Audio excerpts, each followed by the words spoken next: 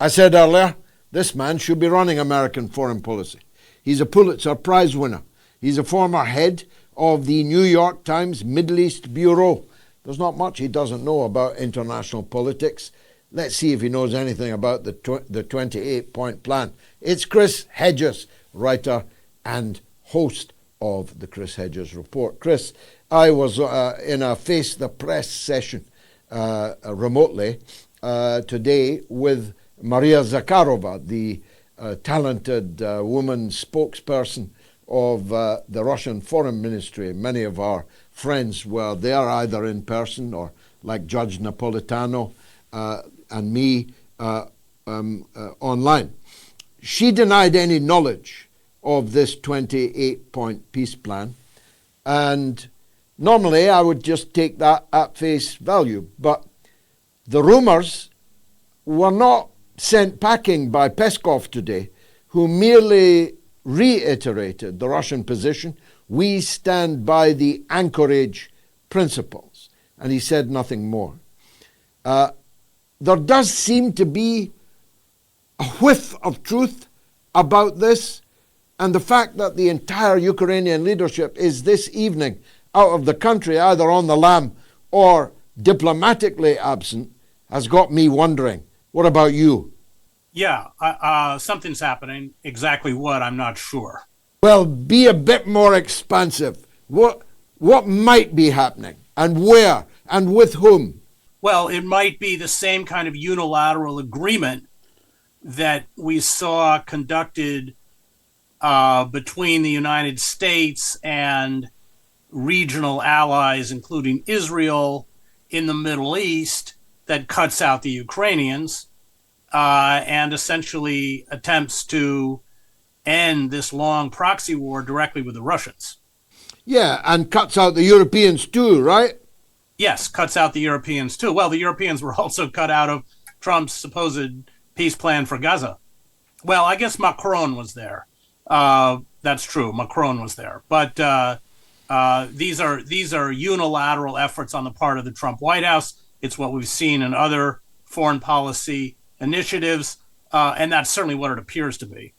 And when you read some of the putative parts of the 28-point program, some of them Russia would accept, wouldn't they? The complete withdrawal of Ukrainian forces from the entire Donbass, including places that they continue to hold, albeit under threat, under siege, under encirclement. The Ukrainian forces being cut in half, no NATO in Ukraine, and no Ukraine in NATO, international recognition of Russian sovereignty over Crimea and the Donbass.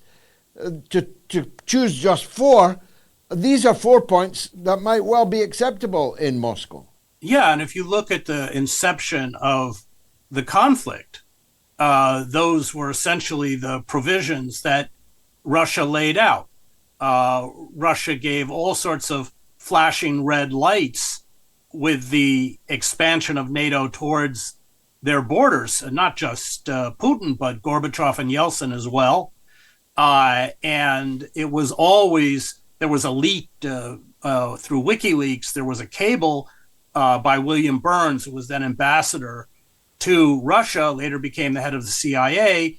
And in the cable, he said it across political lines, the incorporation of NATO into, or Ukraine into NATO is something that no Russian is going to accept. So I think you and I have discussed this before. Russia was clearly baited and provoked. The tragedy, of course, is that all of this could have been done before the war began, and the repugnant war criminal Henry Kissinger said so. He got slapped down for it. But he said this will end when there is an exchange of land for peace.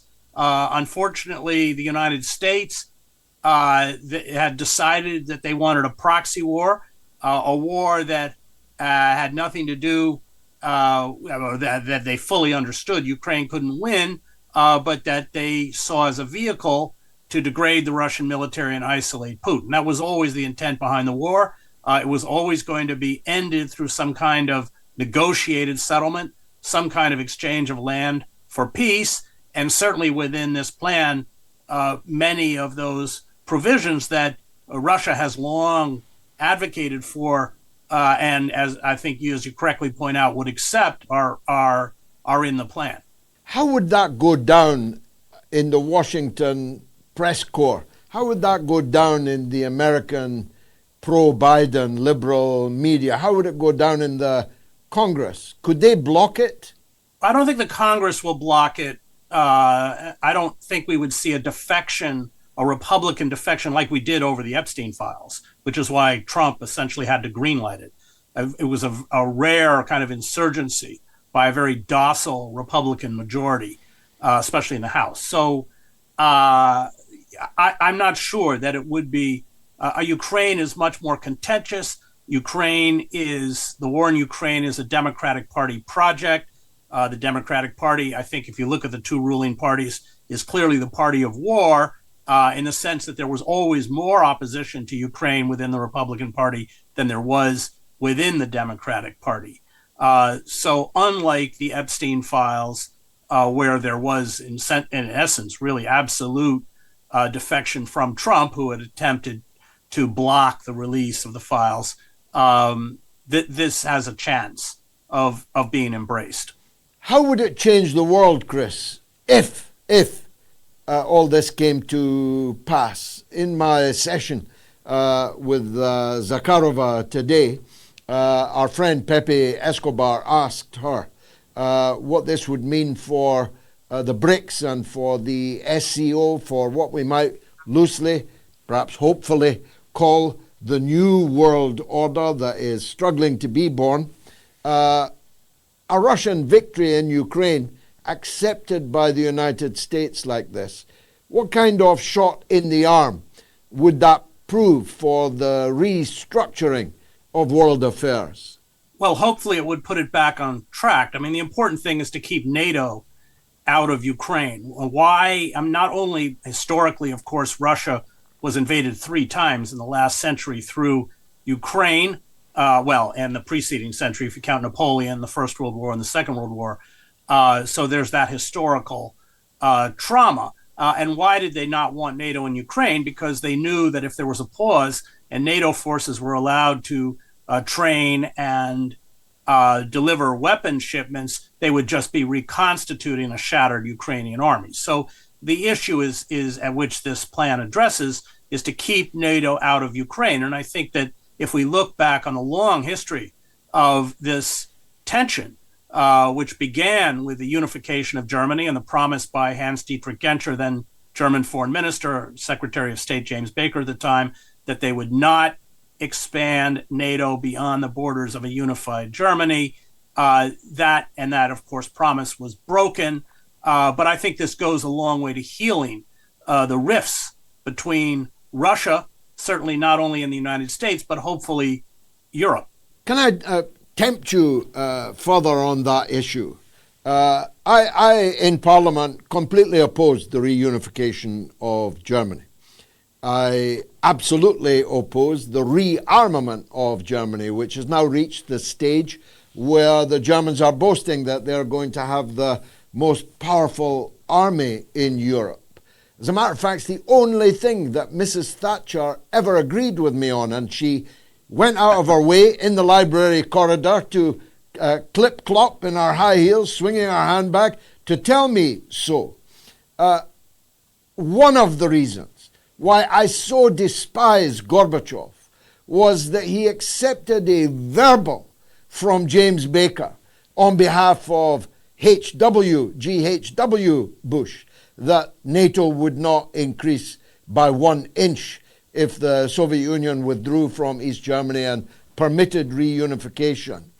I feel kind of vindicated by the role that Germany is now playing in the instability and the danger, hitherto at least, of World War III, of which Germany would be a significant part. Yeah, precisely. It's not just the resurrection of German military hegemony, but it's the militarism within Germany itself, where the resurrection of big billboards calling people to join the military, the proliferation of German flags. I mean, this kind of militarism runs deep within the kind of body politic of Germany and has going back for centuries. So yeah, I think you were very prescient in that would spawn the kind of monster that we have seen, and that is Germany has once again risen with military hegemony throughout Europe, and every time military hegemony is reached in Germany, it's never good. So yeah, I think it's dangerous. I think you're right. Now, on the Venezuelan front, on which we both have skin in the game, we both admired many of the achievements of Chavez in particular. We both understand that an invasion of Venezuela is almost unthinkable, but the bombardment of Venezuela is not. Trump said on the plane the other day that we are prepared to talk to Maduro. He, of course, put it onto them. He said, they've said they want to talk. Do you believe that? Is he bluffing, or is he going to invade? I don't think he'll invade, but I think that he will, the potential, or my fear, is that he will do to Venezuela what Clinton did to Iraq, which is a sustained bombing campaign to essentially cripple the country and hopefully in their eyes bring it to its knees. Remember when Iran was bombed by Israel, Israel had this false belief that somehow that would lead to regime change. It doesn't work like that, of course. But I think that the potential for sustained bombing strikes is ominous and real. I don't think we're at a point where the United States is going to actually physically send troops into Venezuela. I could be wrong, but I don't think so.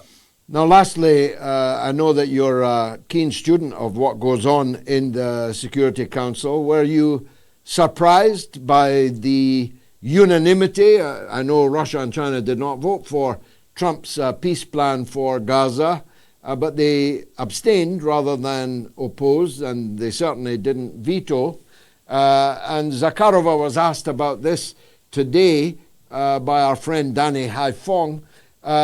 Why did Russia not deliver a veto to a plan that isn't a plan, can't work, and is in any case a reward for the people who committed all these crimes in Gaza?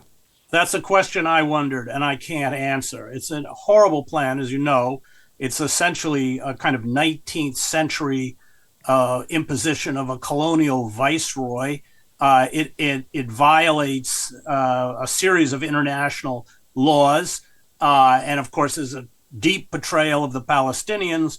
Why China and Russia didn't stand up for this absolutely egregious assault, especially after 2 years of genocide, it mystifies me. I don't know. There must have been some backroom deal or something, but it is a terrible, terrible betrayal by the United Nations of the Palestinian people. Well, Zakharova put it this way, that Russia, she didn't presume to speak for China, although the Chinese statement was even more strong than the Russian statement. The Russians put forward their own alternative peace plan, which, of course, crashed and burned. They made a strong statement in the Security Council, which could be summed up in the words, "Don't say you weren't warned." But they felt that with the unanimity on the Arab diplomatic front, in every Arab capital, and including the puny and enfeebled and gerontocratic Palestine National Authority in Ramallah, that they simply couldn't veto it without losing a great deal diplomatically in the Arab world. Would you give her a pass on that? I suppose perhaps, but I mean, the Arab regimes have been completely complicit in selling out the Palestinians. And I've spent quite a bit of time in the Middle East since October 7th. The anger on the streets of Amman, I was in Ramallah, of Cairo, I was in Qatar, is red hot. And the so yes, the governments have collaborated. They have not severed those countries that have it, such as Egypt and Jordan. Although Egypt withdrew its ambassador, has not severed diplomatic relations. You have the land corridor that supplies Israel by the UAE, Saudi Arabia, and Jordan. When I was in Jordan, there were hundreds of trucks going over the King Hussein Bridge. The journalist, very courageous Palestinian journalist who exposed these Jordanian companies, and because of the disruption of the maritime traffic by Yemen, was thrown in prison for a year. So, and when I was in Amman, they were having street demonstrations where they were chanting, "We are all Hamas." Yes, I'm not surprised that these Arab regimes signed on for this. On the other hand, we have to be aware how fragile they are, how little credibility they have, and how hated they are. Should Israel succeed in its desire to push the Palestinians into the northern Sinai, I think you're going to ask a real question as whether the Sisi government would even be able to exist after that. And Abdullah is very weak in Jordan as well. So, they have sided with Arab regimes that have, in essence, collaborated with this genocide. I said finally, but permit me one short one, Chris. How much black ink is currently being spread over the Epstein files? How much of it are we likely now to see? Well, it's a big story in the United States. What actually comes out, we don't know yet. It's clear that Trump tried to block it. And there was, I think, the first, we could say, real revolt within the Republican Party against a Trump dictate.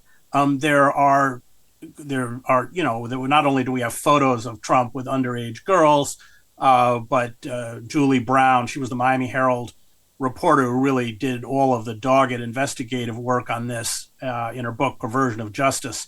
The Jeffrey Epstein story quotes anonymous woman who uses a pseudonym, Kate Johnson, who filed a civil complaint in federal court in California in 2016 that says that she was raped by Trump along with a 13-year-old over a 4-month period from June to September in 1994. And it's quite graphic that she presumably was paid off and has since disappeared, but there are very strong indications that Trump was part of this pedophilia ring. Of course, remember that when the FBI raided Epstein's apartment in Manhattan, within his safe, which I hear was the size of a closet, there were all sorts of CDs because he surreptitiously filmed and taped these encounters between his friends and these underage girls, and it would have the name of the girl, and then it was redacted out who they were with.